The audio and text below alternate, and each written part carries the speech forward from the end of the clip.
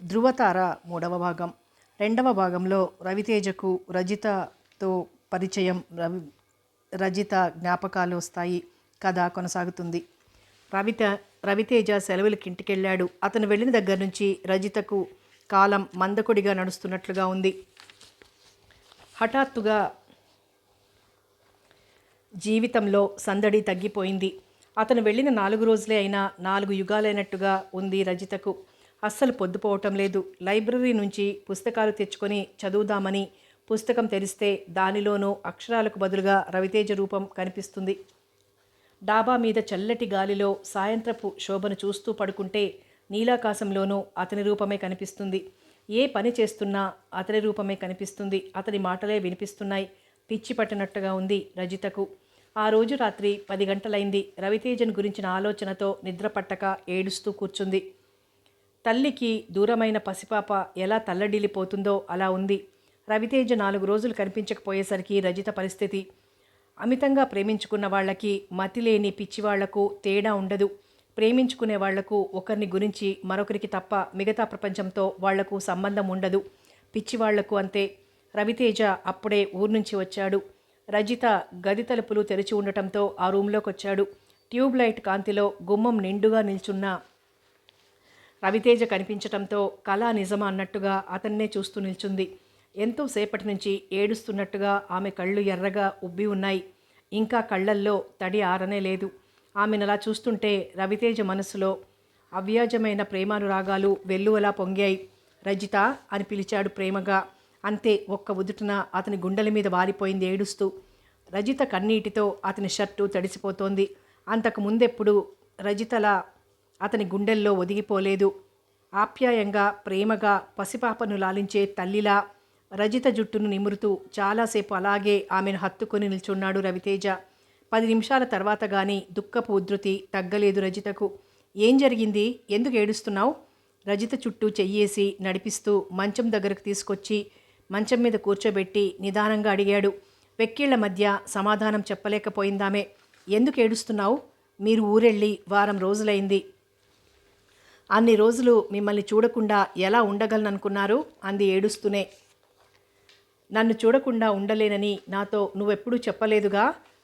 ఆమె కళ్ళల్లోకి చూస్తూ నవ్వుతూ అడిగాడు. ప్రత్యేకించి చెప్పాలా? డాక్టర్ చదువుతున్నారు, ఆ మాత్రం అర్థం చేసుకోలేరా? అంది ఉక్రోషంగా. డాక్టర్ చదివితే మాత్రం ఎదుటివాళ్ల మనస్సెలా అర్థమవుతుంది? మనసులోని ఆలోచనలు ఎవరికి వాళ్ళు చెప్పాలి గాని ఏ చదువులు నేర్పవు అన్నాడు నవ్వుతూ. ఇన్ని రోజులు ఎందుకున్నారు? 10 రోజులు ఉంటానని చెప్పి వెళ్ళాను. వారం రోజుల్లోనే వచ్చేశాను అన్నాడు నవ్వుతూ. ఇంకో వారం తర్వాత రాలేకపోయారా? అంది కోపంగా. అలాగే రావాలనుకున్నాను, పనుండి వచ్చాను. రవితేజ మాటల్లోని చిలిపితనానికి ఒళ్ళు మండిపోతోంది రజితకు. అంటే ఇప్పుడైనా మీరొచ్చింది నన్ను చూడాలన్న ఆరాటంతో కాదన్నమాట. పనుండి వచ్చారు. లేకపోతే ఇంకో 4 రోజుల తర్వాత వచ్చేవారు, అవునా? అంది ఉక్రోషంగా. అవును అన్నాడు నవ్వుతూ. నా గదిలో నుంచి వెళ్ళిపోండి అంది కోపంగా, పళ్ళ బిగువున కోపాన్ని ఆపుకుంటూ. ఆమె కోపం, ఉక్రోషం చూస్తుంటే రవితేజకు నవ్వొస్తోంది. ఎందుకలా నవ్వుతారు? నువ్వేడుస్తుంటే నాకు నవ్వొస్తోంది అన్నాడు నవ్వుతూ. మీరిక్కడి నుంచి వెళ్ళండి అంది మరింత కోపంగా. అలాగే అంటూ గదిలో నుంచి బయటకొచ్చాడు రవితేజ. అతనితో పాటు రజిత కూడా బయటకొచ్చింది. రవితేజ తన రూంలోకి వచ్చి కూర్చున్నాడు. తను కూడా అక్కడికొచ్చింది. చాలా కోపంలో ఉన్నావు, ముందలా కూర్చో అనునయంగా అన్నాడు. విసురుగా కుర్చీలో కూర్చుంటూ అస్సలు మీ ఉద్దేశం ఏమిటి? అంది కోపంగా. ఏం లేదు తాపీగన్నాడు రవితేజ. వారం రోజుల నుంచి మీకోసం ఎంతగా ఎదురు చూస్తున్నానో, మీరు రాలేదని ఎంత బాధపడుతున్నానో తెలుసా? ఎటు చూసినా మీరే కనిపిస్తుంటే ఆ బాధ భరించలేక ఏ నూతిలోనైనా దూకి చావాలనిపించింది. నరకం కూడా ఇంతకంటే బాధ అనిపించదేమో. అంత బాధపడుతూ నేను ఏడుస్తుంటే పనుండి వచ్చాను కానీ లేకపోతే 4 రోజుల తర్వాత వచ్చేవాడినని ఎంత తాపీగా చెప్తున్నారు. అవునులేండి, మీరు మనుషుల శరీరాల్ని కోసి చూసే డాక్టర్లు కదా. మీకు శరీరాల్లో ఉండే రోగాలు కనిపిస్తాయే తప్ప మనసుల్లో ఉండే ప్రేమానురాగాలు కనిపించవు. అస్సలు మీకు మనసు అనేది ఉందా అని నా అనుమానం. ఉంటే నా ప్రేమను అర్థం చేసుకోకుండా ఇలా నవ్వుతూ తేలిగ్గా మాట్లాడగలరా? మీ గురించి ఎన్నెన్ని ఊహించుకున్నాను. మీరెప్పుడు నా ఊహలకు వ్యతిరేకంగానే ప్రవర్తిస్తారు. ఊరు నుంచి రాగానే నాతో ప్రేమగా మాట్లాడతారని, నన్ను చూడకుండా ఉండలేక ఎంత బాధపడింది చెప్తారని, నాలాగే మీరు కూడా ఎంతో బాధపడుతుంటారని మీ గురించి ఎన్నో ఊహించుకున్నాను. ఇప్పుడు మీరెలా ప్రవర్తించారు అంది ఏడుస్తూనే. నీ కోపం తగ్గిపోయిందా అన్నాడు నవ్వుతూ మృదువుగా. అసలు మీరెలా నవ్వగలుగుతున్నారో నాకు అర్థం కావటం లేదు అంది ఉక్రోషంతో. రజిత ముఖం ఎర్రగా కందిపోయింది. నవ్వక ఏం చేయమంటావు? నీలా ఏడుస్తూ కూర్చోమంటావా? అలా చెయ్యటానికి నేను నీలా అమ్మాయిని కాదు, మగాడిని అన్నాడు నవ్వుతూ. రాగానే నాతో ఒక్క మాట అయినా మాట్లాడారా అంది కోపంగా. మాట్లాడాను కదా. ఏమని? ఎందుకు ఏడుస్తున్నావు అని. అలాగేనా మాట్లాడేది? ఇంకెలా మాట్లాడమంటావు? మీతో ఎలా చెప్పాలో నాకు అర్థం కావటం లేదు. నేను అడిగిన దానికి సమాధానం చెప్పలేదుగా, ఇంకేమడగను? ఎందుకు ఏడుస్తున్నావని అడిగితే ఏమని చెప్పను? వారం రోజులైంది మీరు వెళ్ళి. అన్ని రోజులు మిమ్మల్ని చూడకుండా ఉండలేక ఏడుస్తున్నానని చెప్పనా? లేకపోతే మీరు లేకుండా నేను బ్రతకలేనని చెప్పనా అంది కోపంగా. నీ ఇష్టం, ఎలా చెప్పినా పర్వాలేదు. అయినా అలా అని కూడా నువ్వు చెప్పలేదుగా, ఏడవటం తప్ప అన్నాడు హాస్యంగా నవ్వుతూ. అతని నవ్వు చూస్తుంటే ఒళ్ళు మండిపోయింది రజితకు. ఆ మాత్రం కూడా అర్థం చేసుకోలేని చదువుకున్న మూర్ఖులనుకోలేదు. కోపంతో మండిపోతూ అంది. అంత గాఢంగా ప్రేమిస్తున్నావా? ప్రేమిస్తున్నానని చెప్తే మాత్రం మీరు అర్థం చేసుకోగలరా? రజిత, చెప్పండి ఉక్రోషంగా అతని వైపు చూస్తూ అంది. నీ మనసు నాకు తెలియదనుకుంటున్నావా? సంభ్రమంగా చూసింది అతని వైపు. పిచ్చిదానా, 10 రోజులు ఉంటానని వెళ్ళి వారం రోజులకే ఎందుకు వచ్చాననుకుంటున్నావు? విశాలమైన కళ్ళను మరింత వెడల్పు చేసుకుని చూసింది అతని వైపు. నిన్ను చూడకుండా ఉండలేక వచ్చేశాను. రజిత, నువ్వెలా ఉంటావని ఊహించుకున్నానో నేనొచ్చేసరికి ఆ స్థితిలోనే ఉన్నావు. ఆ మాత్రం అర్థం చేసుకోలేని పిచ్చివాడిననుకున్నావా? ప్రేమ, అనురాగం మిళితమైన స్వరంతో అన్నాడు. నీ మనసు తెలుసుకోవాలని అలా మాట్లాడాను అంతే. కోపంలో తెలిసింది నువ్వు నన్నెంత పిచ్చిగా ప్రేమిస్తున్నావో. రజిత, నన్ను అమితంగా ఆకర్షించింది అందమైన నీ రూపం కాదు, అమాయకమైన నీ మనస్సు. నా మీద కోపం పోయిందా? నిజంగా నేను అమాయకురాలినేనండి. నా ప్రేమ మీకు తెలియదనుకున్నాను అంది కళ్ళు తుడుచుకుంటూ. ఉదయం నువ్వు టిఫిన్ పెట్టేటప్పుడు ఆ పెట్టే విధానంలో నీ ప్రేమ కనిపించింది. అలాగే దగ్గరుండి కొసరి కొసరి వడ్డించేటప్పుడు, నాకు కావలసినన్ని అమర్చేటప్పుడు, చివరికి రాత్రిళ్ళు నా పడక సర్దటంలో కూడా నీ ప్రేమ కనిపిస్తుంది రజిత అన్నాడు అనురాగంగా. సిగ్గుతో రజిత తల నేలకు వాలిపోయింది. రజిత, ఇప్పుడు నాకేమనిపిస్తుందో తెలుసా? ఏమనిపిస్తుంది? ప్రపంచంలో నాకంటే అదృష్టవంతులు ఎవరూ ఉండరు అనిపిస్తుంది. ఎందుకనో. నన్నింతగా ప్రేమించే నువ్వు దొరకటం నా అదృష్టం కాదా? ఇంతకంటే ఏ మగాడైనా కోరుకునేది ఏముంటుంది? రజిత ముఖం రాగరంజితమైంది. ఇన్ని రోజుల నుంచి ఈ ప్రేమనంతా ఎక్కడ దాచుకున్నావు? నా గుండెల్లో నవ్వుతూ అంది రజిత. ఆమె వైపు చూశాడు. ఆ క్షణంలో రజిత ముఖం చెప్పలేనంత అందంగా కనిపించింది. ఆ క్షణంలో ఆమె వృత్తిని, సర్వ ప్రపంచాన్ని వదిలేయమన్నా వదిలేయటానికి సిద్ధంగా ఉన్నాడు. మనుష్యుల్ని, మనస్సుల్ని మార్చగలిగిన శక్తి ఒక్క ప్రేమకే ఉంది. మాటల్లో పడి మీ భోజనం విషయమే మర్చిపోయాను. స్నానం చేసి రండి. ఈలోగా అన్నం వండేస్తాను. హోటల్లో భోంచేసొచ్చాను. మళ్ళీ ఈ అలవాటేమిటి? రాత్రి టైంలో వచ్చి నిన్ను ఇబ్బంది పెట్టడం ఎందుకని భోంచేసొచ్చాను. మీ పనులు చేయటం నాకు తృప్తిగా, సంతోషంగా ఉంటుంది కానీ ఇబ్బందిగా ఎందుకు అనిపిస్తుంది అంది బాధగా. సారీ, ఇంకెప్పుడు అలా చెయ్యనులే. పోనీ పాలు తాగుతారా? ఖాళీ లేదు అన్నాడు నవ్వుతూ. హాల్లోని గడియారం 12 గంటలు కొట్టింది. చాలా పొద్దుపోయింది. నిద్ర రావటం లేదా? నీ గదిలోకి వెళ్ళి పడుకో. వారం రోజుల తర్వాత కనిపించారు కదా, నిద్ర రావటం లేదండి. మిమ్మల్ని చూస్తూ ఇలాగే కూర్చోవాలనిపిస్తోంది. అందుకే ప్రేమ ముదిరితే పిచ్చిగా మారుతుందంటారు. ఎవరైనా చూస్తే బావుండదు, వెళ్ళి పడుకో. అయిష్టంగానే లేచి తన గదిలోకి వచ్చింది రజిత. మా నాన్నగారితో మాట్లాడండి, రవితేజ గదిలోకి వస్తూనే అంది రజిత. ఏమని? పేపర్లో నుంచి తలెత్తకుండానే అన్నాడు రవితేజ. నేనేం మాట్లాడినా హాస్యంగా తీసుకుంటారు. మీ నాన్నగారితో మన పెళ్లి విషయం మాట్లాడమని 2 నెలల నుంచి చెప్తున్నాను. నా మాట వినిపించుకోరేం? తెచ్చిపెట్టుకున్న కోపంతో అంది. పెళ్లి చేసుకోవాలని అంత తొందరగా ఉందా? తమరికి లేనట్టు. ముందు చదువు, తర్వాత పెళ్లి రజిత. పెళ్లికి ముందే నన్ను ఇలా వేధిస్తున్నావు కదా, పెళ్ళైన తర్వాత నన్ను చదువుకొనిస్తావా అని అనుమానంగా ఉంది. అందుకే చదువు, హౌస్ సర్జన్, తర్వాత ఉద్యోగం ఇవన్నీ అయ్యే వరకు పెళ్లి చేసుకోను చిరునవ్వుతో అన్నాడు. మిమ్మల్ని వేధిస్తున్నానా? ఉక్రోషంగా అంది. రోజు సినిమాలకు, షికార్లకు, అప్పుడప్పుడు షాపింగులకు తీసుకెళ్లమని వేధించటం లేదు అన్నాడు నవ్వుతూ. చి పోండి గోముగా అంది. అందుకని ఇప్పట్లో పెళ్లి లేదు. అంతవరకు నువ్వు సినిమాలకు, షికార్లకు తిరుగుతూ కాలక్షేపం చెయ్యి. రజిత చేయి పట్టుకుని లాగుతూ అన్నాడు. నాకు మీరు తప్ప సినిమాలు షికార్లు ఏవి అక్కర్లేదు అంది గారంగా. రోజంతా ఎదురుగానే ఉంటున్నాను కదా. అవును, మీరు చేరువ కావటానికి నేను భయపడాలి కానీ ఆడపిల్లలా మీరు భయపడతారెందుకు? నేను దగ్గరగా రావాలని ఆరాటపడుతుంటే మీరు దూరంగా ఉంటారు. నా శీలాన్ని దోచుకుంటారని భయంగా ఉంది. రవితేజ మాటలకి నవ్వు ఆపుకోలేకపోయింది రజిత. మీ మాటలు ఎవరైనా వింటే నవ్వుతారు. రోజులు మారిపోయాయి. ఇప్పటి వరకు మీరు మాకు భయపడ్డారు. ఇప్పుడు మేము మీకు భయపడే రోజులొచ్చాయి. ఆస్తిలో అన్నింటిలో సమాన హక్కుని సంపాదించి మమ్మల్ని భయపెడుతున్నారు అన్నాడు నవ్వుతూ.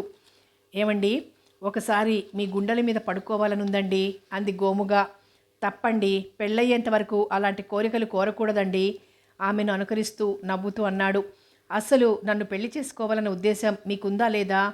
ఉంది, లేకపోతే ఇంత దూరం వస్తానా? మరెందుకు శీలం అంటూ అమ్మాయిలా భయపడతారు? మనిద్దరం ఒకరిని ఒకరం ప్రేమించుకుంటున్నాం. రేపో మాపో భార్యాభర్తలం కాబోతున్నాం. ఈలోగా ఒకసారి మీ గుండెల మీద పడుకుంటే ఏం మునిగిపోతుంది? శీలం మునిగిపోతుంది అన్నాడు నవ్వుతూ. ఆ పదాన్ని వాడటం మానేయకపోతే నేనిప్పుడు అస్సలు మీతో మాట్లాడను. అమ్మో, ఆ పని మాత్రం చెయ్యకు. నువ్వు మాట్లాడకపోతే నేను బ్రతకగలనా? ఏమండి, మీరు నాకు మాట ఇవ్వాలి అంది రజిత మురిపెంగా. పెళ్ళైన తర్వాత వరాలు మాటలు అడగాలి. పెళ్ళి కాకుండా నువ్వు అడగకూడదు, నేను ఇవ్వకూడదు అన్నాడు హాస్యంగా నవ్వుతూ. మీరిలా మాట్లాడుతుంటే నాకు చాలా కోపం వస్తుంది. సరే, ఏమిటో చెప్పు. మీరే ఊరు ఇక నుంచి వెళ్ళకూడదు. ఇలాంటి అన్యాయమైన కోరికలు కోరకూడదు రజిత. అన్యాయమేం కాదు. కన్న తల్లిని చూడటానికి కూడా వెళ్ళొద్దని శాసించటం అన్యాయం కాదా? వెళ్ళనా? 2 రోజుల్లో వచ్చేయాలి. సంవత్సరం పరిచయంలోనే నా కోసం ఇంత బాధపడుతున్నావే. కనీ పెంచిన తల్లి నన్ను చూడాలని ఎంత తహతహలాడిపోతుందో ఆలోచించు. అది నిజమే అంది రజిత. ఇప్పుడు నువ్వు నాకు నచ్చావు. ఇంతకుముందు నచ్చలేదా? శాసించటం కాకుండా భర్తను అర్థం చేసుకోవటం నేర్చుకోవాలి. అర్థం చేసుకున్నాను కదా, అందుకే నువ్వు మరింతగా నచ్చావు. ఆమె తలను 2 చేతులతో పట్టి వెనక్కి వంచి నుదుటి మీద ముద్దు పెట్టుకున్నాడు. ఒక్కసారి గుండెల మీద పడుకోనివ్వండి. రజితను గాఢంగా గుండెలకు హత్తుకున్నాడు రవితేజ. రాను రాను రజితకు ప్రపంచమే రవితేజ అయ్యాడు. అతన్ని గురించి తప్ప ఆమెకు మరో ఆలోచనే లేదు. ఉదయం అతని కంటే తనే ముందుగా నిద్రలేస్తుంది. రవితేజ నిద్రలేచేసరికి స్నానం చేసి అందంగా ముస్తాబవుతుంది. అతను కళ్ళు తెరిచేసరికి కాఫీ కప్పుతో ప్రత్యక్షమవుతుంది. అక్కడి నుంచి బ్రష్ మీద పేస్ట్ వేసి అతనికి అందించటంతో మొదలవుతాయి అతని పనులు. స్నానం చేసి వచ్చేసరికి ఇస్త్రీ బట్టలు తీసి రెడీగా పెడుతుంది. ఆ తర్వాత దగ్గరుండి టిఫిన్ పెట్టడం, కాఫీ ఇవ్వటం, అతను కాలేజీకి వెళ్ళేటప్పుడు గేటు వరకు వచ్చి పంపించిన వరకు చేస్తుంది. మళ్ళీ సాయంత్రం అతను వచ్చేసరికి అతని కోసం ఆరుబయట ఎదురు చూస్తూ ఉంటుంది. చిన్న పాప తన పనులన్నింటికీ తల్లి మీద ఎలా ఆధారపడుతుందో అలా అన్ని విషయాల్లోనూ రజిత మీద ఆధారపడటం అలవాటైంది రవితేజకు. రాత్రిళ్ళు అతను చదువుకుంటూ పడుకుంటే అతను చదవటం పూర్తయ్యే వరకు తను కూడా ఏదో ఒక నవల పట్టుకొని అతనితో పాటు కూర్చుంటూ, అతను నిద్రొస్తోందని పుస్తకం మూసేస్తే ఫ్లాస్క్లో నుంచి టీ కప్పులో పోసి బలవంతంగా అతని చేత తాగించి పుస్తకం తెరిపిస్తుంది. అతను నిద్రపోయే ముందు అతనికో ముద్దు పెట్టి తనో ముద్దు పెట్టించుకొని తన గదిలోకి వెళ్ళి పడుకుంటుంది. అప్పటితో ఆ రోజు దినచర్య పూర్తవుతుంది రజితకు. రజిత రవితేజతో ఎంత చనువుగా ఉంటున్నా ఆ చనువును జానకి రామయ్య గారి దంపతులు ఎప్పుడూ అపార్థం చేసుకునేవారు కాదు. రవితేజ మీద అంత నమ్మకం వాళ్లకు. వయస్సు ప్రాబల్యంతో కూతురు తొందరపడినా రవితేజ తొందరపడడని వాళ్ల ప్రగాఢ నమ్మకం. రవితేజ కూడా వాళ్ల నమ్మకాన్నెప్పుడూ వమ్ము చెయ్యలేదు. నలుగురు కలిసి భోంచేస్తారు, కబుర్లు చెప్పుకుంటూ కూర్చుంటారు. విజిత్ ఎప్పుడు ఇక్కడికి వచ్చేది కాదు. జానకి రామయ్య గారికి పిల్లలు లేకపోవటం వలన ముందు 2 అమ్మాయిల్ని తన దగ్గరే ఉంచుకున్నారు. రజిత చదువు మానేసి ఇక్కడికి వచ్చిన దగ్గర నుంచి ఆయన విజితని అస్సలు పంపించడం మానేశారు. రవితేజ వాళ్ళ ఇంటికి వచ్చిన 3 సంవత్సరాలలోనూ విజిత 4 సార్లు వచ్చి 1 వారం ఉండి వెళ్ళేది. వారం దాటితే చాలు విజితను తీసుకెళ్ళటానికి వాళ్ళ బాబాయ్ వచ్చేవారు. రజిత నిదానంగా గంభీరమైన సముద్రంలా ఉంటుంది. విజిత అలా కాదు. గలగలా పారే సెలయేరులా నవ్వుతూ తుళ్ళుతూ సందడిగా ఉంటుంది. కొద్ది పరిచయంలోనే రవితేజని ఎంతో అల్లరి పెట్టేది. విజిత్ ఉన్న 4 రోజులు జానకి రామయ్య గారిల్లు పెళ్లివారిల్లులా సందడిగా ఉండేది. రజిత్ అంటే విజితకెంతో ప్రాణం. అక్కకు దూరంగా ఉండాలని లేకపోయినా తన మీదే ప్రాణం పెట్టుకున్నట్టుగా ఉండే వాళ్ల బాబాయిలు పిన్నిని బాధ పెట్టలేక వెళ్ళేది. ఆయన వచ్చిన ప్రతిసారి రజితను కూడా తనతో విజయవాడ రమ్మని బలవంతం చేసేవారు.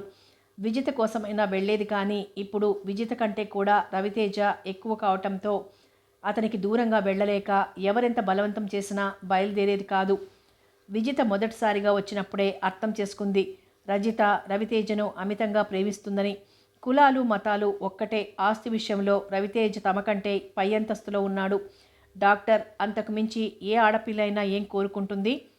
అందంలో, చదువులో, వ్యక్తిత్వంలో రవితేజ విజితకెంతో నచ్చాడు. అతనికి భార్య అయితే రజిత సుఖపడుతుందనుకుంది. వాళ్ళిద్దరూ భార్యాభర్తలు కావాలని మనసారా కోరుకుంది. జానకి రామయ్య గారి తమ్ముడు కూడా రవితేజను అల్లుడిగా చేసుకోమని వచ్చినప్పుడల్లా సలహా ఇచ్చేవారు.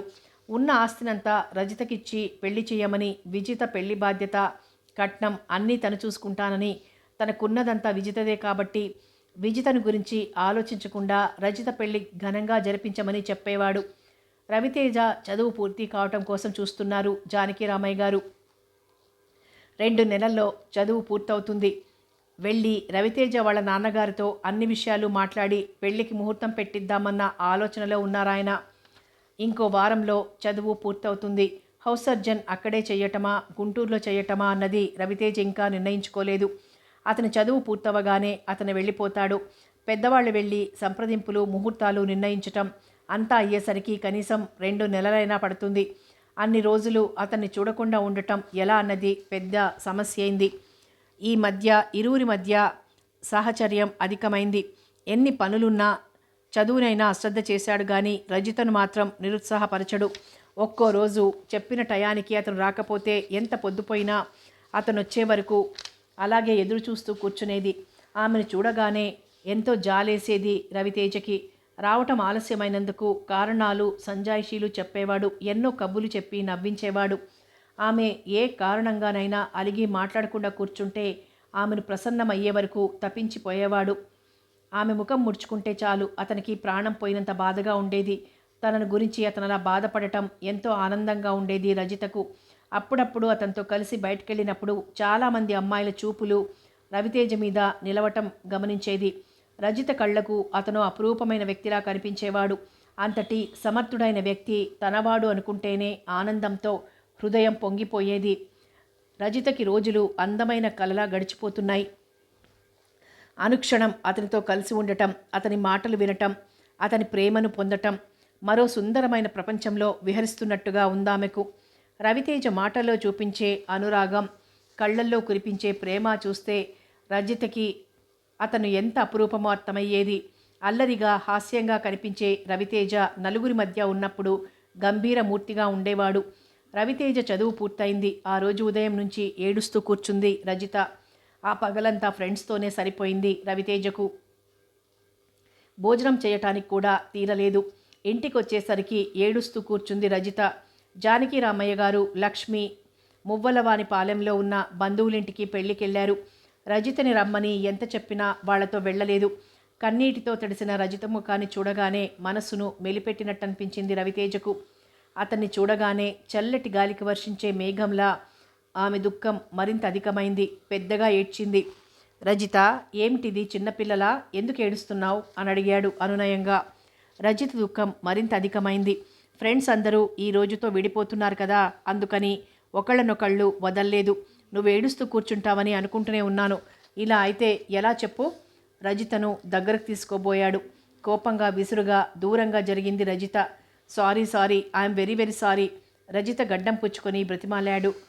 రజిత అతన్ని తోసేసింది. మీ క్షమాపణలు నాకేం అక్కర్లేదు. మీరస్సలు నా గురించి ఆలోచించలేదు. నేనేం చేస్తున్నా, ఎక్కడున్నా నా మనస్సు నీ గురించే ఆలోచిస్తుంది తెలుసా? తెలుస్తూనే ఉంది అంది కళ్ళు తుడుచుకుంటూ. అవును, ఉదయం నీతో చెప్పే వెళ్ళాను కదా సాయంత్రం వరకు రావటానికి వీలవ్వదని. అప్పుడు సరేనన్నావు కదా, ఇప్పుడు ఎందుకు ఏడుస్తున్నావు అడిగాడు ప్రేమగా. నేను ఏడుస్తున్నది అందుకు కాదు. మై గాడ్, మరెందుకు? మీ చదువు పూర్తయిందిగా అందుకు. పెద్దగా నవ్వాడు రవితేజ. చదువు పూర్తయినందుకు సంతోషించాలి కానీ ఏడుస్తారా ఎవరైనా? ఇంత తెలివైన వాళ్ళు నా మనస్సును మాత్రం ఎప్పుడూ అర్థం చేసుకోలేరు అంది ఉక్రోషంగా. ఆడవాళ్ల మనస్సులు సముద్రాల కంటే లోతైనవి. సంతోషించాం తెలివికి, ఉక్రోషంగా అంది. థ్యాంక్ యూ అంటూ నవ్వాడు. చర్రున చూసింది అతని వైపు. మరీ అలా కనకదుర్గలా చూడకు. నీ ఏడుపుకు కారణం ఏమిటో చెప్పు. చదువు పూర్తవ్వగానే మీరు ఊరెళ్ళిపోతారు కదా, అందుకే నా ఏడుపంతా. పిచ్చిదానా, ఇక కాలేజీకి కూడా వెళ్ళే పని లేదు. పగలు రాత్రి నీ ధ్యానం చేస్తూ నీ ఎదురుగానే కూర్చుంటాను. హాస్యంగా నవ్వుతూ రజిత ముక్కుపట్టి లాగాడు. అబ్బా అంది బాధగా. నెప్పెట్టిందా? మనస్సు బాధ ఇంతకంటే ఎక్కువగా ఉంది అంది గోముగా. ఆ బాధకు మందు నా దగ్గరుందిగా నవ్వుతూ అన్నాడు. ఏమిటో, ఒక్కసారి దగ్గరకు తీసుకుని గుండెలకు హత్తుకుంటే చాలు అన్ని బాధలు హుష్ కాకి అంటూ ఎగిరిపోతాయి అంటూ తమాషాగా కనుబొమ్మలు ఎగరేశాడు. అప్పుడు ఎంతో అందంగా కనిపిస్తాడామెకు. రజిత మంచం మీద కూర్చొనుంది. అతను లేచి తలుపులు మూసొచ్చాడు. మంచం మీద ఆమె పక్కనే కూర్చుంటూ రా అంటూ తన గుండెల వైపు చూపించాడు. అంతే, క్షణం కూడా ఆలస్యం చేయకుండా అతని గుండెల మీద వాలిపోయింది రజిత. కొద్ది నిమిషాల మౌనం తర్వాత అడిగాడు రవితేజ, మనసు బాధ తగ్గిపోయిందా అని. మత్తుగా మూలిగింది రజిత. అబద్ధం చెప్తున్నావు ఆమె చెవిలో గుసగుసలాడాడు. నిజం, నీకు ప్రపంచమే గుర్తుండదు. నేనే ఎదురుగా ఉంటే ఇక బాధేం గుర్తుంటుంది? ఏవండి మత్తుగా పిలిచింది. ఆమె తల నిమురుతూ మౌనంగా ఉన్నాడు. ఇరువురి మధ్య ఉన్నది మాటల కందని అనురాగం, చెప్పలేని హుషారు, వెన్నెల లాంటి అనుభూతి. ఒకరి సహచర్యాన్ని మరొకరు కోరుకుంటారు తప్ప వాళ్ళిద్దరికీ ఇంకేదీ అక్కర్లేదు. మీరు ఊరెప్పుడెళ్తారు? అతని క్రాఫ్ చెరుపుతూ అడిగింది. నువ్వెప్పుడెళ్ళమంటే అప్పుడు ఆమె పెదవి మీద చూపుడు వేలితో రాస్తూ అన్నాడు. నేనస్సలు వెళ్ళమనకపోతే? నువ్వు మంచి అమ్మాయివి, నా మనసు తెలుసుకున్న దానివి, నా వాళ్లను గౌరవించేదానివి, వెళ్ళొద్దని చెప్పవుగా. ముందరి కాళ్లకు బంధాలు వేస్తున్నారు. మీ పొగడ్తలకు పొంగిపోయి నేను మిమ్మల్ని ఊరికి పంపిస్తాను అనుకుంటున్నారా? అలాంటిదేం లేదు. నాన్నగారు గుండె జబ్బు మనిషి, ఏ నిమిషంలో ఏమవుతారోనని భయంగా ఉంది. ఆయన కోసమే హౌస్ సర్జన్ గుంటూరులో చెయ్యాలనుకుంటున్నాను. అక్కడైతే ఉదయాన్నే వచ్చి సాయంత్రానికి ఇంటికెళ్ళిపోవచ్చు. అమ్మ నేను ఎప్పుడొస్తానా అని క్షణాలు లెక్క పెట్టుకుంటూ కూర్చుంటుంది. చదువైన తర్వాత కూడా వెళ్ళకపోతే వాళ్ళెంత బాధపడతారో ఆలోచించు. ఆలోచించినా నీకు ఇప్పుడు అర్థం కాదులే. రేపు మనకు పెళ్ళైన తర్వాత కొడుకు పుట్టి వాడు పెద్దవాడై మనల్ని పట్టించుకోకుండా పెళ్ళాం కొంగు పట్టుకుని తిరుగుతున్నప్పుడు అర్థమవుతుంది పెద్దవాళ్ల బాధ. అతని మాటలు వింటూ కళ్ళప్పగించి చూస్తున్న రజిత తల మీద చేత్తో చిన్నగా కొడుతూ అవునా అన్నాడు. పాపం వాళ్ల వైపు నుంచి చూస్తుంటే ఆలస్యం చేయకుండా మిమ్మల్ని ఊరికి పంపించాలనిపిస్తుంది. నా వైపు నుంచి ఆలోచిస్తే ఒంటరిగా ఎలా ఉండాలా అని భయమేస్తుంది. ఏది నిర్ణయించుకోలేకపోతున్నాను. నన్నేం చేయమంటారో మీరే చెప్పండి అంది. 2 రోజుల తర్వాత వెళ్ళి అమ్మ నాన్నగారిని చూసి వాళ్లతో 4 రోజులుండి వస్తాను, సరేనా? 4 రోజుల మన విషయం కూడా నాన్నగారితో చెప్పి మీ కోడలు పెళ్ళి అని గొడవ చేస్తోంది, త్వరగా ముహూర్తం పెట్టి మా పెళ్ళి చెయ్యండి అని చెబుతాను. అప్పుడు నీకే బాధ ఉండదు. ఇవన్నీ జరగటానికి ఎన్ని రోజులు పడుతుందో దిగులుగా అంది. ఊరికి ఎప్పుడెళ్తారు? నువ్వెప్పుడెళ్ళమంటావో చెప్పు. ఇంకో 2 రోజులుండి వెళ్ళండి. తప్పుతుందా? దేవిగారి ఆజ్ఞ అన్నాడు నవ్వుతూ. నీ గదిలోకి వెళ్ళి పడుకుంటావా? ఈ రాత్రి ఈ గదిలోనే పడుకుంటాను. చిన్నపిల్లలా మారాన్ చేసింది రజిత. తప్పు ఏం కాదు. ఎవరైనా చూస్తే ఏమనుకుంటారు? మనల్ని చూడటానికి ఇక్కడెవరూ లేరు. బరి తెగించిపోయావు అన్నాడు నవ్వుతూ. మీ శీలాన్ని పాడు చెయ్యను. మీరు మంచం మీద పడుకోండి. మిమ్మల్ని చూస్తూ నేను సోఫాలో పడుకుంటాను. ఎందుకొచ్చిన బాధ? హాయిగా నీ గదిలోకి వెళ్ళి పరుపు మీద పడుకోరాదు? 2 రోజుల్లో మీరు ఊరెళ్ళిపోతున్నారుగా. ఈ 2 రోజులు నేను చెప్పినట్టు మీరు వినాలి. అది సరే, నువ్వు బుద్ధిగా సోఫాలో పడుకుంటావని నమ్మకం ఏముంది? ఏ రాత్రి సమయంలోనో వచ్చి నా గుండెల మీద పడుకుంటావు. ఆ భంగిమలో మనల్ని మీ అమ్మ నాన్నగారు ఎవరైనా చూశారంటే వాళ్లకు నా మీదున్న నమ్మకం పోతుంది అన్నాడు నవ్వుతూ. సోఫాలోనే పడుకుంటానుగా అమాయకంగా అంటున్న రవితేజను మరోసారి గాఢంగా గుండెలు కత్తుకున్నాడు రజితను. రజిత రాత్రంతా నిద్రపోనే లేదు. రవితేజను చూస్తూ పడుకుంది. రవితేజ మాత్రం హాయిగా నిద్రపోయాడు. అందుబాటులో అటువంటి అవకాశం ఉన్నా నిగ్రహంగా ఉండగలగటం రవితేజ లాంటి వాళ్లకే సాధ్యమవుతుంది. ఆ రోజే రవితేజ ప్రయాణం. రజిత బాధ కాదు, ఎంత ఓదార్చినా ఏడుస్తూనే ఉంది. ఆమె అలా బాధపడుతుంటే వదిలి వెళ్ళటం రవితేజకు కూడా ఎంతో బాధనిపించింది. అయినా వెళ్ళక తప్పదు. వాళ్ళ నాన్నగారికి ఆరోగ్యం బాగాలేదని అర్జెంటుగా బయలుదేరమ్మని వాళ్ళమ్మగారు లెటర్ రాసింది. వాళ్ళమ్మగారి దగ్గర నుంచి లెటర్ రాకముందే వెళ్దామనుకున్నాడు. రజిత ఏడుపు చూడలేక ఏ పూట కాపూట ప్రయాణాన్ని వాయిదా వేసుకుంటూ వచ్చాడు. ఉదయం నుంచి ఏడుస్తూనే ఉంది. వాళ్ళమ్మ ఎంత చెప్పినా వినటం లేదు. సూట్ కేసు సర్దుకుని హాల్లోకి వచ్చాడు రవితేజ. రజిత దగ్గరికి వెళ్ళటానికి అతనికి ధైర్యం చాలక ఆమెకు చెప్పకుండానే వెళ్ళాలని నిర్ణయించుకున్నాడు. ప్రయాణం అయ్యావా బాబు? చదువుతున్న పేపర్ మూస్తూ అడిగారు జానకిరామయ్య గారు. అవునండి అంటూ సూట్ కేస్ కింద పెట్టి ఆయన ఎదురుగా ఉన్న కుర్చీలో కూర్చున్నాడు రవితేజ. లక్ష్మి ఇద్దరికి కాఫీ కప్పులు అందించింది. తను కూడా మరో కుర్చీ లాక్కొని కూర్చుంది. అమ్మాయి బాధ చూస్తున్నావుగా బాబు, నీకు ప్రత్యేకించి చెప్పేదేముంది? మంచి రోజు చూసి నేను మీ నాన్నగారి దగ్గరికి వచ్చి మాట్లాడదామనుకుంటున్నాను. ఈలోగా నువ్వు కూడా మీ నాన్నగారితో మాట్లాడితే బాగుంటుందేమో. అలాగేనండి, మీరు వచ్చేసరికి నేను అమ్మా నాన్నగారితో మాట్లాడతాను. అమ్మాయి చాలా బాధపడుతుంది. వారం తర్వాత ఒకసారి వచ్చేళ్ళు బాబు, బాధగా అంది లక్ష్మి. మీరు ప్రత్యేకంగా చెప్పాలా? తప్పకుండా వస్తాను. అమ్మాయితో చెప్పాలా బాబు? లేదండి, రజిత ఏడుపు చూడలేను. ఇప్పుడు నువ్వు చెప్పకుండా వెళ్ళావంటే మళ్ళీ నువ్వు వచ్చే వరకు అలాగే ఏడుస్తూ కూర్చుంటుంది. రజితను ఓదార్చడం మా వల్ల కాదు. ఆ ఏడుపు ఆపిన తర్వాతే వెళ్ళు. చెప్పకుండా వెళ్తే భోజనం కూడా చెయ్యదు అంది బాధగా లక్ష్మి. నవ్వుకుంటూ లేచి రజిత గదిలోకి వచ్చాడు రవితేజ. రజిత! ఆ పిలుపుకు ఆమె మనస్సు రాగరంజితమైంది. ఒక్క ఉదుటిన మంచం మీద నుంచి లేచి పరిగెత్తుకుంటూ వచ్చి అతని గుండెల మీద వాలిపోయింది. నేనుండలేను, నేను వచ్చేస్తాను అంది ఏడుస్తూ. కొద్ది రోజులేగా వియోగం, తర్వాత క్షణం కూడా నిన్నొదిలిపెట్టను, సరేనా? చూపుడు వేలితో ఆమె గడ్డాన్నెత్తి అన్నాడు. మళ్ళీ ఎప్పుడొస్తారు? వారం తర్వాత వస్తాను. అన్ని రోజులు నేనుండలేను. 4 రోజుల్లో వస్తాను, సరేనా?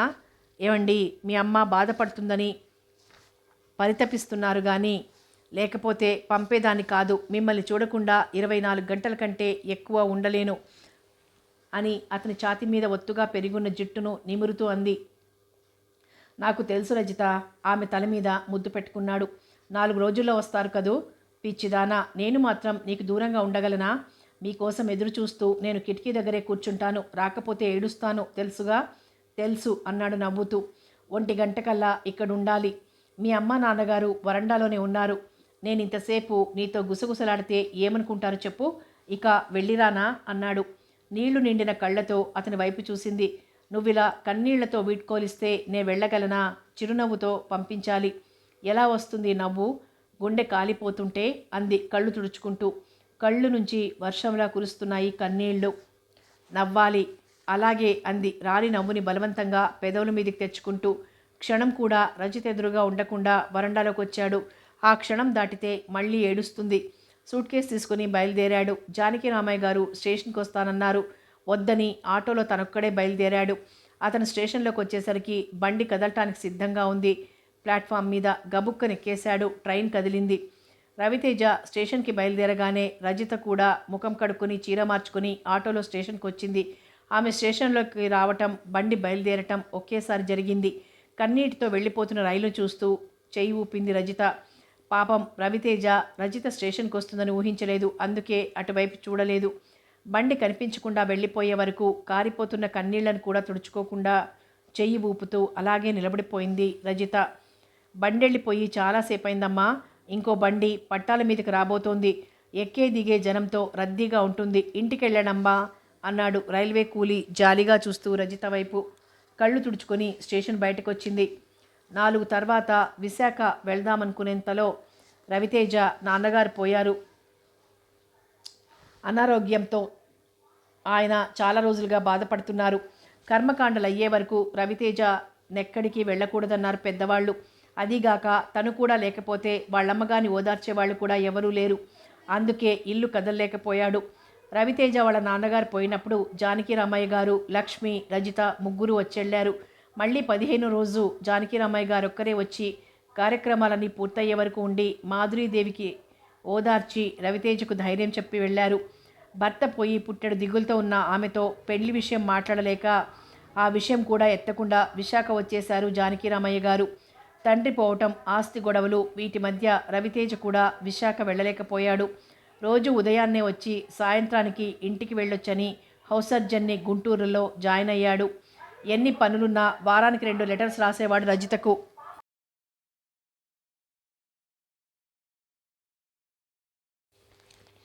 రజిత నుంచి కూడా అలాగే లెటర్స్ వచ్చేవి రవితేజకు. అన్ని లెటర్స్లోనూ సారాంశం ఒక్కటే: మిమ్మల్ని చూడకుండా ఉండలేక నరకయాతన అనుభవిస్తున్నాను. నేను ఈ బాధ భరించలేను, వెంటనే రండి అని రాసేది. 1-2 సార్లు విశాఖ వెళ్ళి రజితను చూసొచ్చాడు.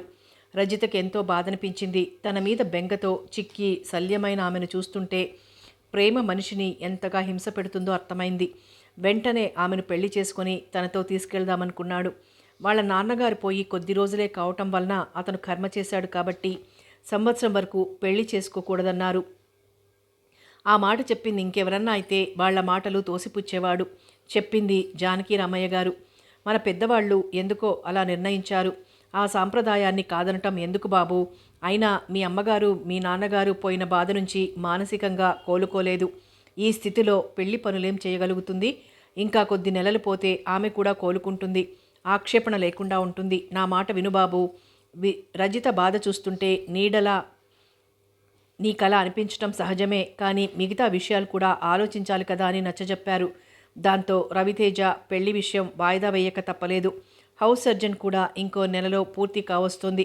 వాళ్ళ అమ్మగారు కూడా ఆ బాధ నుంచి కోలుకుని ఇంటి పనులు చూసుకోగలుగుతోంది. ఇక పెళ్లి చేసుకుందామనుకుంటున్నాడు రవితేజ. ఈలోగా కలలో కూడా ఊహించని వార్త టెలిగ్రామ్ రూపంలో వచ్చింది విశాఖ నుంచి. రజిత 2 రోజులు జ్వరంతో హాస్పిటల్లో చనిపోయింది. వెంటనే బయలుదేరి రమ్మని జానకి రమ్మయ్య గారు టెలిగ్రామ్ ఇచ్చారు. ఆ టెలిగ్రామ్ అందుకుని ఎలా విశాఖ చేరాడో రవితేజకే తెలియదు. తనను చూడగానే మెరిసే కళ్ళతో ఎదురొచ్చి గుండెల మీద వాలిపోయే రజిత శవంగా మారి కింద పడుకునుంటే ఆ దృశ్యాన్ని చూసిన రవితేజ గుండెలు బద్దలయ్యాయి. రజిత శవం మీద పడి గుండె పగిలేలా రోదించాడు. అతన్ని జానకి రామయ్య గారి దంపతులు ఓదార్చవలసి వచ్చింది. ఆ సాయంత్రానికి రజిత శవం చేరవలసిన చోటికి చేరిపోయింది. బరువెక్కిన గుండెతో రజిత లేని ఆ ఇంట్లో ఉండలేక వచ్చేశాడు రవితేజ. ఎన్నో రాత్రుళ్ళు నిద్రపోకుండా రజితను తలుచుకుంటూ గుండెలు పగిలిపోయేలా ఏడ్చేవాడు. శరీరాన్ని మనస్సుని కూడా రంపపు కోత పెట్టే ఆ నరకయాతన భరించలేక కుమిలిపోయేవాడు. భర్త పోవటం, కొడుకు అలా కుమిలిపోవటం మాధురిని బాగా కృంగదీశాయి. హౌస్ సర్జన్ పూర్తయింది. ఏ వ్యాపకం లేకపోతే రజిత జ్ఞాపకాలతో కొడుకు పిచ్చివాడైపోతాడేమోనన్న భయంతో రవితేజ చేత ప్రాక్టీస్ పెట్టించాలనుకుంది మాధురీదేవి. అనుకోకుండా డాక్టర్ రాజారావు గారికి యాక్సిడెంట్ కావటంతో నర్సింగ్ హోంలో ఆపరేషన్ పేషెంట్స్ కూడా ఉండటం వలన రాజారావు గారు రవితేజను పిలిపించి కొంతకాలం తన నర్సింగ్ హోంలో పనిచేయమని కోరారు. ఆ స్థితిలో తనకు డాక్టర్గా పనిచేయాలని లేకపోయినా మానవతా దృక్పథంతో రాజారావు గారి నర్సింగ్ హోంలో పనిచేయటం తప్పనిసరైంది. రాజారావు గారికి కుడి చెయ్యి తీసేశారు యాక్సిడెంట్ మూలంగా. మాధురీదేవి బలవంతం మూలంగా ఆ నర్సింగ్ హోంను, బిల్డింగ్, హాస్పిటల్ పరికరాలతో సహా కొన్నాడు రవితేజ. గాయాల్ని మాన్పే శక్తి ఒక్క కాలానికే ఉంది. రజితను మర్చిపోయే ప్రయత్నంలో పగలు రాత్రి నర్సింగ్ హోంలోనే అంటిపెట్టుకునుండేవాడు. రాజారావు గారి 25 సంవత్సరాల సర్వీస్లో ప్రాక్టీస్ను ఎంతగా పెంపొందించుకున్నారో రవితేజ ఒక్క సంవత్సరంలోనే అంత మంచి పేరు సంపాదించుకున్నాడు. ఈలోగా మెడిసిన్ పూర్తి చేసిన రాజారావు గారమ్మాయి చందన రవితేజ దగ్గర అసిస్టెంట్గా జాయిన్ అయింది.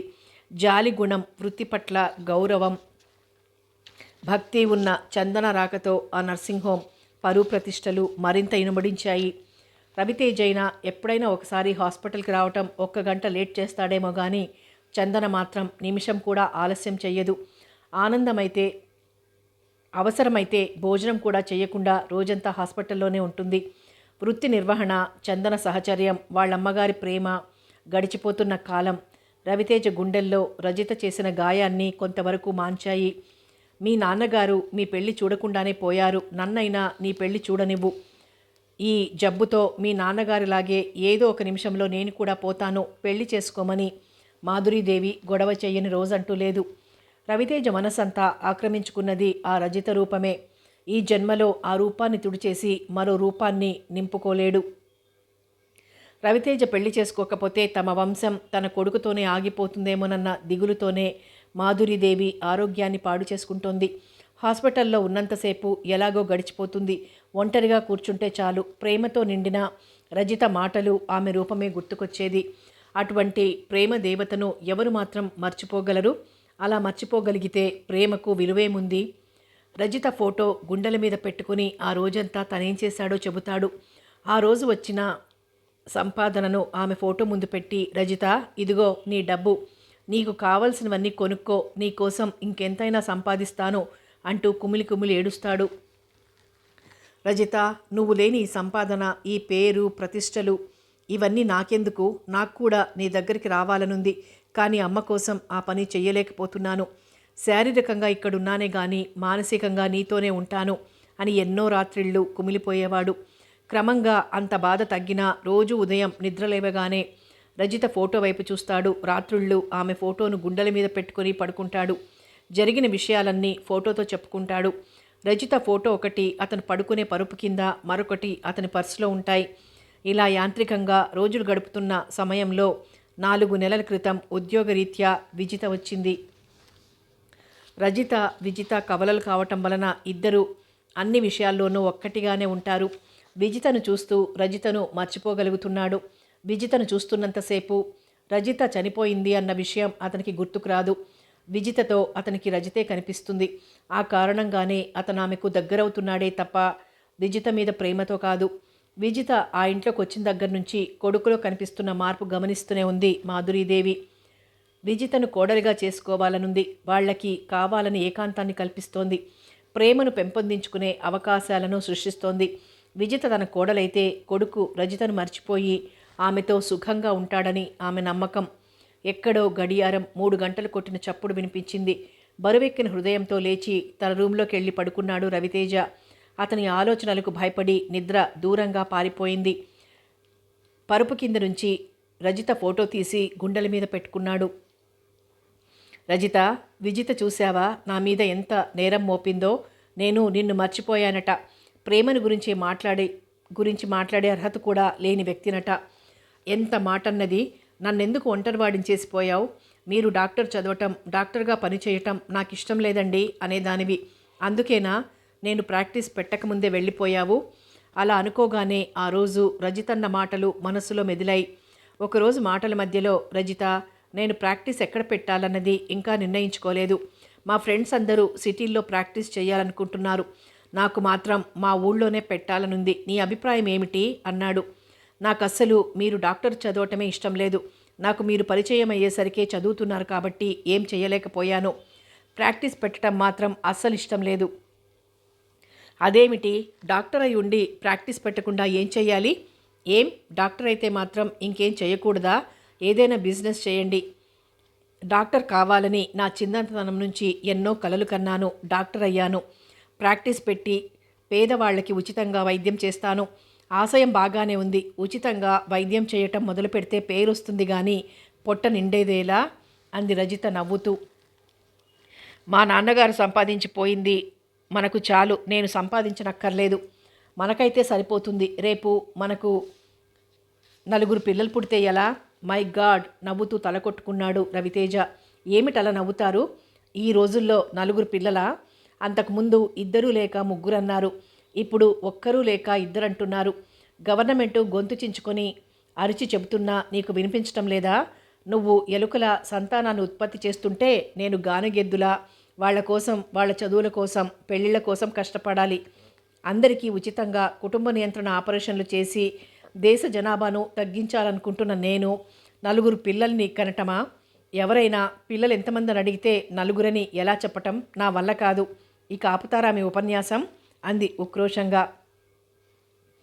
ఆపుతాను, నువ్వు ఒక్కరిని మాత్రమే కంటానని ఒప్పుకుంటే. లేకపోతే ఇలా వారాలు నెలల తరబడి మాట్లాడుతూనే ఉంటాను అన్నాడు హాస్యంగా నవ్వుతూ. సరే, ఒక బాబు ఒక పాపతో సరిపెట్టుకుందాం అంది నవ్వుతూ. బ్రతికించావు అన్నాడు నవ్వుతూ.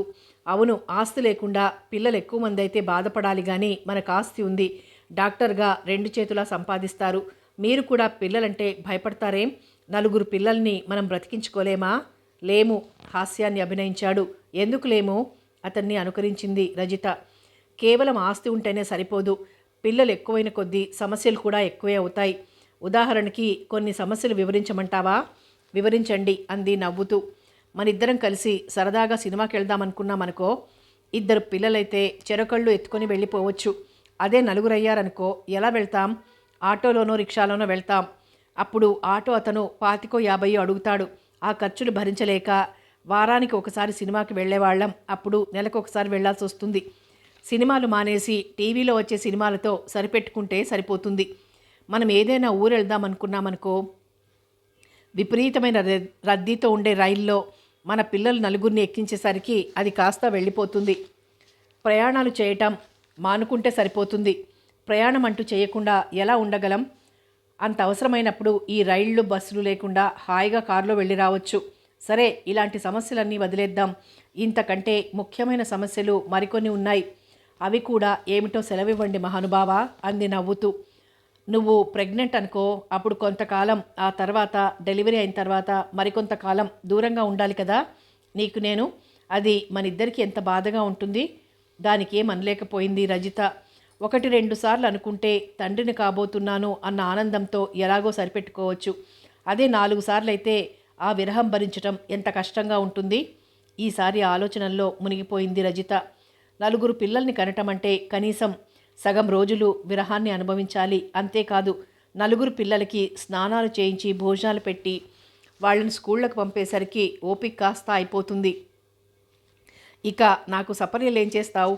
పిల్లలతో, వాళ్ళ ఏడుపులతో, సముదాయింపులతో నీకు పాల డబ్బాలు తేవటం, కాన్వెంటుల్లో సీట్లు సంపాదించటం నాకు సరిపోతుంది. ఇక మనం సుఖపడేదెక్కడా? ఎంతో భయాన్ని అభినయిస్తూ చెప్తున్న అతని వైపు కనురెప్ప వేయకుండా చూస్తూ కూర్చుంది. ఏమిటి ఆలోచిస్తున్నావు? ఎదురుగా ఉన్న నన్ను వదిలేసి ఎప్పుడో పుట్టబోయే పిల్లని గురించి ఆలోచించటం నాకు నచ్చలేదు. నీ ఆలోచనల్లో, ఊహల్లో నేనే నిండిపోవాలి. ఆలోచనల్లో మునిగిపోయి మౌనంగా కూర్చున్న రజిత ముక్కుపట్టి ఊపాడు. మనకిద్దరు పిల్లలు చాలు బాబు. మీ మాటలు వింటుంటే ఇప్పటినుంచే భయంగా ఉంది నాకు. పిల్లల్ని ఎలా పెంచాలా అని అంది నవ్వుతూ. 2 పిల్లలతో ఫుల్ స్టాప్ పెట్టేయటానికి ఒప్పుకున్నట్లేనా? 2 కూడా వద్దు, 1 చాలు అంది నవ్వుతూ. ప్రాక్టీస్ పెట్టడం ఇష్టం లేదన్నావు, ఎందుకు? ఏమో బాబు, మీ మనసులో నాకు తప్ప ఇంకెవ్వరికి చోటుండకూడదనుకుంటున్నాను. దానికి దీనికి ఏమిటి సంబంధం? ఉంది నవ్వుతూ అంది. నా ప్రాక్టీస్కు నీ ప్రేమకు ముడేమిటి? ఏ ఉద్యోగస్తులైనా సామాన్యంగా 10 గంటలకెళ్ళి సాయంత్రం 5 గంటలకల్లా ఇంటికి వచ్చేస్తారు. మీ డాక్టర్స్ అలా కాదు కదా. అర్ధరాత్రి అయినా సరే అర్జెంట్ అయితే హాస్పిటల్కి వెళ్ళాలి. ఇంటికి రావటానికి వెళ్ళటానికి ఒక టైం అంటూ ఉండదు. రాత్రిపూట నేను పెట్టుకున్న మల్లెపూలు వాడకముందు ఇంటికి రారు. పగటిపూట నేను కట్టుకున్న ఖరీదైన చీరను చూసి ముచ్చట పడటానికి ఇంట్లో కనిపించరు. ఇలాంటి డాక్టర్ ఉద్యోగాన్ని నాలాంటి అమ్మాయిలు ఎవరూ ఇష్టపడరు. అదీగాక రోజంతా పేషెంట్సు, రోగాలతో అలసిపోయి ఇంటికి చేరే మీరు నాతో తాపీగా కబుర్లేం చెప్పగలరు? నాకు నచ్చిన విధంగా తీరిగ్గా ఎలా ఉండగలరు? అందుకేనండి నాకు ఈ చదువు ఇష్టం ఉండదు. నా కోసమైనా మీరు ప్రాక్టీస్ పెట్టకుండా బిజినెస్ చేయకూడదు గారంగా అంది. ప్రాక్టీస్ పెరిగితే డాక్టర్లు సంపాదించినట్టు ఇంకెవ్వరూ సంపాదించరు. సంపాదన పెరిగిన కొద్దీ హోదా పెరుగుతుంది. నువ్వు, పిల్లలు ఖరీదైన జీవితం అనుభవించవచ్చు. నాకు ఖరీదైన జీవితం అక్కర్లేదు. మీరెంత సంపాదించారని నేనెప్పుడూ ఆలోచించనండి. మీతో ఎంత సమయాన్ని గడపగలుగుతున్నాను అని ఆలోచిస్తాను అంతే. అమాయకంగా పసిపాపలా కనిపించే నీలో జీవితం పట్ల ఎన్ని ఆలోచనలున్నాయి రజిత. నువ్వు చాలా తెలివైన దానివే కాదు, జీవితపు విలువలు తెలిసిన దానివి కూడా. అయితే ప్రాక్టీస్ పెట్టడం మానేస్తారా? ఆ మాట మాత్రం అనకు. చిన్నతనం నుంచి నాలో ఉన్న కోరికలు, ఆశయాలు నేడో రేపో నెరవేరబోతున్నాయి. భార్య, భర్త ఇష్టాల్ని, అభిప్రాయాల్ని గౌరవించాలి. మనిద్దరం ఒకరిని ఒకరం అర్థం చేసుకొని ఒక్కటి కావాలనుకుంటున్నాం. నీ కోసం కొన్ని ఇష్టం లేని పనులైనా నేను చెయ్యాలి. నా కోసం నీకు ఇష్టమైన పనులు కూడా నువ్వు మానేయాలి. అలాగే డాక్టర్గా పనిచేయటం నాకెంతో ఇష్టమని చెప్పాను కదా, అందుకు నువ్వు ప్రోత్సహించాలి, నిరుత్సాహపరచకూడదు అనునయంగా అన్నాడు. నిమిషంలో మార్చేయగలరు నా నిర్ణయాన్ని అంది నవ్వుతూ. ఇప్పటికైనా నాలో ప్రత్యేకత ఉందని నమ్ముతావా? ఉంది కాబట్టే మీరంటే ఇంత పడి చేస్తున్నాను. నిజంగానా అన్నాడు కళ్ళెగరేస్తూ. నిజం అంది నవ్వుతూ. ప్రాక్టీస్ చేయటానికి ఒప్పుకున్నావు కదూ? మీ షరతులన్నింటికీ ఒప్పుకుంటున్నాను. షరతులేమిటి? మొదటి షరతు, ఒక్కరూ లేక 2 పిల్లలతో ఫుల్ స్టాప్ పెట్టేయటం. 2 ప్రాక్టీస్ అంది నవ్వుతూ. సమ్మోహనకరమైన ఆమె చిరునవ్వు జల్లులతో తడిసిపోతూ తనను తాను మర్చిపోయాడు. అందుకేనా రజిత, నేను ప్రాక్టీస్ పెట్టకముందే నన్ను విడిచి వెళ్ళిపోయావు? ప్రాక్టీస్ పెట్టడం నీకు ఇష్టం లేదని మానేద్దామనుకున్నాను. కానీ అనుక్షణం నీడలా నన్ను వెంటాడుతున్న నీ జ్ఞాపకాలని మర్చిపోలేక డాక్టర్గా పనిచేస్తున్నాను. నన్ను క్షమించు అంటూ గుండె బరువు తగ్గే వరకు ఏడుస్తూ పడుకున్నాడు రవితేజ. కథ కొనసాగుతుంది.